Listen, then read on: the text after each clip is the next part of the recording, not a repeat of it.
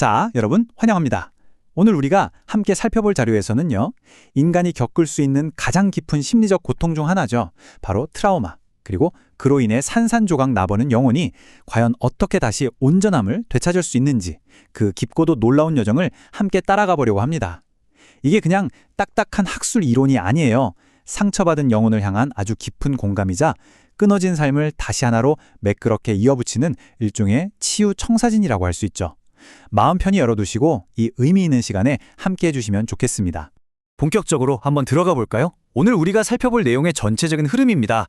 첫 번째, 파편화된 영혼의 상태부터 시작해서요, 심리학과 철학에서는 이를 어떻게 보는지, 그리고 그 이면의 어두운 현실과 영적 고립을 거쳐서 그 거룩한 반대말인 주권적 통합을 살펴볼 겁니다. 이어서 외상의 완전한 자산화, 그리고 마지막으로 온전함을 향한 위대한 여정까지 쭉 이어집니다. 고통의 밑바닥에서 시작해 영적인 희망으로 나아가는 이 로드맵, 같이 한번 따라가 보시죠. 그럼 첫 번째 파트입니다. 파편화된 영혼, 바로 해리성 장애에 대해 이야기해 보겠습니다. 우리가 가장 먼저 마주해야 할 이 현실은 솔직히 말씀드리면 결코 가벼운 문제가 아닙니다. 이 자료에서 말하는 해리라는 현상은요, 쉽게 말해 자아가 도저히 감당조차 할 수 없는 너무나 끔찍한 현실을 마주했을 때 일어나는 일종의 영혼의 붕괴 현상입니다. 상상조차 안 되는 고통이 몰려오니까 영혼이 스스로를 지키려고 진짜 말 그대로 산산조각이 나버리는 거예요. 내가 원해서 그러는 게 절대 아닙니다. 과거랑 현재가 완전히 뚝 끊어진 채로 그 영혼의 조각들이 각각의 방구석, 그러니까 고립된 심리적 초소에 스스로를 확 가둬버리는 거죠. 이건 어떤 선택의 문제가 아닙니다. 살기 위해 어쩔 수 없이 일어나는 정말 비극적인 붕괴인 셈이죠. 자, 그럼 이 붕괴가 실제로 어떻게 나타날까요? 크게 두 단계의 참혹한 증상을 보이는데요. 첫 번째는 기억이 딱 단절되는 겁니다. 마치 남의 인생을 스크린으로 보는 것처럼 나 자신을 낯설게 느끼는 이인증을 겪게 돼요. 언제 그 끔찍한 기억이 튀어나올지 모르니까 만성적인 공포에 시달리는 거죠. 그리고 두 번째, 사실 이 부분이 정말 뼈아픈데요. 바로 우리 내면에서 일어나는 자아의 내전입니다. 어떻게든 내 힘으로 이 고통을 통제하고 지워버리겠다는 착각, 즉 신체적 전능감에 빠져서 나 스스로를 막 벌주려는 자아랑 어떻게든 살아보려는 자아가 내 안에서 피 터지게 싸우는 거예요. 억지로 통제하려다가 오히려 나 자신을 파괴해버리는 그야말로 끔찍한 내전 상태가 되어버리는 겁니다. 자, 그럼 이제 두 번째 파트로 넘어가서 심리학과 철학에서는 이 문제를 어떻게 바라보고 있는지 살펴보겠습니다. 과연 학계 최고의 권위자들은 이 깊은 고통을 어떻게 이해하고 있을까요? 여기서 정말 흥미로운 점은요, 해리가 그냥 단순하게 기억이 안 나요 하는 수준이 아니라는 걸 명확히 보여준다는 겁니다. 트라우마 연구의 선구자인 피에르 자네의 말을 빌리자면 이건 우리 마음의 최후의 방어기제입니다. 자아가 도저히 감당 안 되는 엄청난 충격을 받았을 때 그냥 살기 위해서 의식 자체를 의도적으로 쪼개버리는 심리적 자동 반응이라는 거죠. 임상적인 관점에서 보면 이건 정말이지 처절한 생존 본능 그 자체인 겁니다. 그리고 이 분야에서 빼놓을 수 없는 분이죠. 베셀 반데어 콜크의 분석을 한번 보시죠. 우리가 흔히 트라우마가 시간이 지나면 자연스레 잊혀진다고 생각하잖아요. 절대 그렇지 않습니다.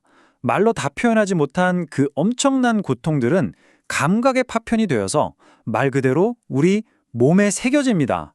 결국 그 상처들이 피해자를 도대체 내가 누구인지 모르겠다는 그 지독한 혼란의 감옥 속에 꽁꽁 가둬버리는 결과를 낳게 되는 거죠. 지금까지 심리학이 문제의 원인을 짚어줬다면 이제 철학은 우리에게 치유의 방향을 가르쳐줍니다.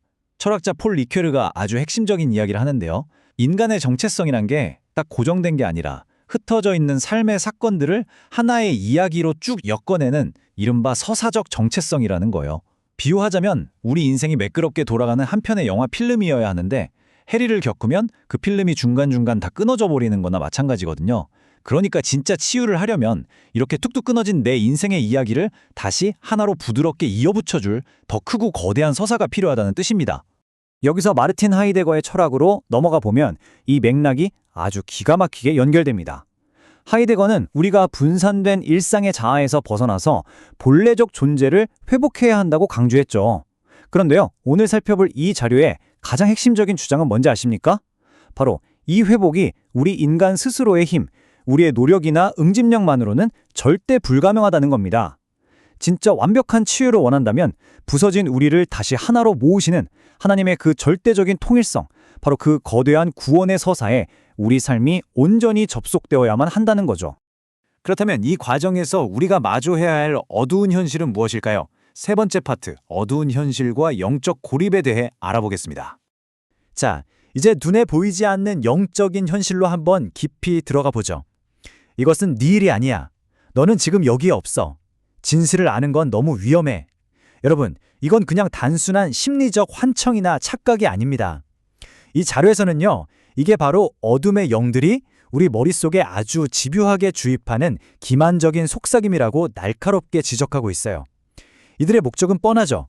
깊은 상처를 입은 우리가 진짜 진실을 똑바로 마주하지 못하게 만들고 우리 영혼을 깜깜한 기억의 무덤 속에 아예 영원히 가둬버리려는 겁니다. 이 어둠의 세력이 쓰는 전략은 아주 치밀하고 명확합니다. 우리가 겪는 그 극심한 혼돈을 틈타서 방어적 소외를 강요하는 거예요.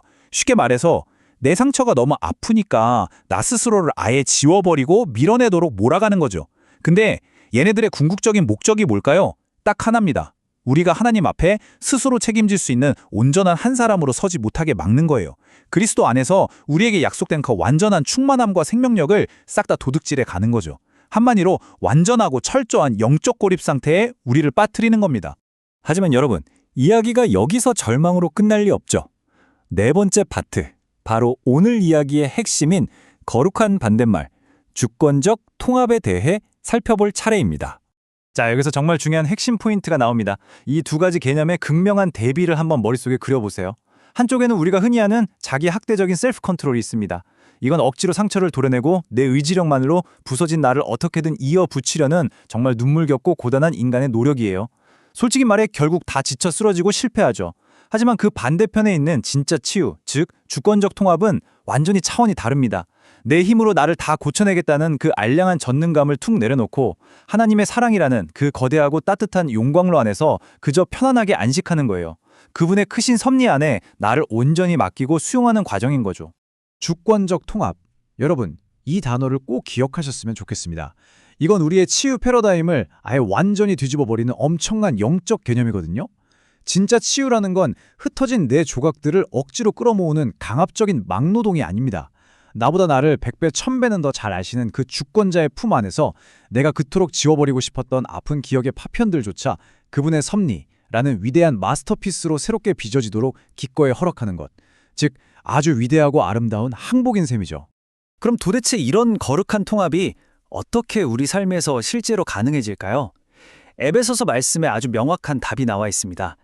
예수 그리스도께서 십자가 위에서 몸과 영혼이 처참하게 찢어지는 그야말로 극한의 분리를 친히 겪으셨잖아요. 바로 그분의 찢기신 육체가 우리 내면에 꽉 막혀있던 담, 그러니까 내 안의 자아들끼리 서로 미워하고 거부하며 싸우던 그 원수 같은 담을 와르르 무너뜨리면 가장 강력한 평화의 근거, 하나됨의 무기가 되어주신 겁니다. 자, 이제 다섯 번째 파트입니다. 들을수록 마음 깊이 위로가 되는 개념인데요. 바로 외상의 완전한 자산화입니다. 이제 우리는 단순한 치유 그 이상을 넘어선 아주 깊은 위로의 단계로 들어갑니다. 우리가 마주할 이 놀라운 개념이 기가 막히게 잘 보여주는 것이 바로 외상의 완전한 자산화라는 건데요. 한번 생각해 보세요. 내가 그토록 끔찍하게 저주하고 피하고만 싶었던 아픔들, 남몰래 숨겨둔 수치스러운 기억들이요. 그게 더 이상 내 인생을 망친 꼬리표가 아니라는 뜻입니다. 하나님의 따뜻한 손길 아래서는 오히려 내 존재의 깊이를 확 더해주는 아주 귀하고 완벽한 재료가 된다는 거예요. 여러분이 겪은 그 고통은 결코 버려질 쓰레기가 아니었습니다. 하나님의 마스터피스를 완성하기 위해 꼭 필요했던 반짝이는 원석이었던 거죠. 트라우마 때문에 기억이 다 조각나고 심지어 나조차도 나 자신이 누군지 잃어버린 것 같이 캄캄할 때 이 시편 56편의 고백을 꼭 기억해 보셨으면 좋겠어요. 온 우주의 주권자이신 그분은 우리가 몰래 흘린 눈물방울 하나, 그리고 영영 잃어버린 줄 알았던 우리 마음의 조각 하나조차도 절대 그냥 버리지 않으십니다. 전부 다 그분의 책에 빼곡히 기록되어 있다는 사실, 놀랍지 않나요? 하나님의 그 완벽하고도 절대적인 기억 안에서는 여러분이 겪은 그 어떤 고통이나 아픔도 절대 의미 없이 잊혀지는 법이 없습니다. 이제 마지막 대단원으로 가보겠습니다. 여섯 번째 파트, 온전함을 향한 위대한 여정입니다. 이 위대한 회복의 여정, 그 찬란한 절정에서 우리는 데살로니가전서의 이 놀라운 약속을 마주하게 됩니다. 이건 그냥 다 잘 될 거야 하는 수준의 단순한 위로가 아니에요. 완전히 산산조각 났던 우리의 실존을 다시 일으켜 세우는 궁극적이고도 완벽한 영혼의 설계도입니다. 해외성 장애 같은 끔찍한 고통 때문에 무참히 찢기고 갈라져 버렸던 여러분의 영, 그리고 혼, 그리고 몸 전체가 말이죠. 위대하신 주권자의 권능 아래서 이제는 두 번 다시 나뉘거나 깨지지 않는 완벽한 온전함으로 회복될 거라는 점. 이것이 바로 하나님이 직접 보증하시는 가장 확실한 약속인 것입니다. 자, 이제 오늘 이야기를 마무리하면서 제가 여러분의 눈을 가만히 들여다보며 진심으로 질문 하나를 던지고 싶습니다. 내 안에 흩어진 자의 조각들이 제각각 아프다고 비명을 지를 때 혹시 아직도 나 자신을 차가운 통제의 감옥에 가두고 억지로 버텨내려 하고 계시진 않나요? 이제는 그 눈물겹고 피나는 누력을 조금 내려놓으시면 어떨까요?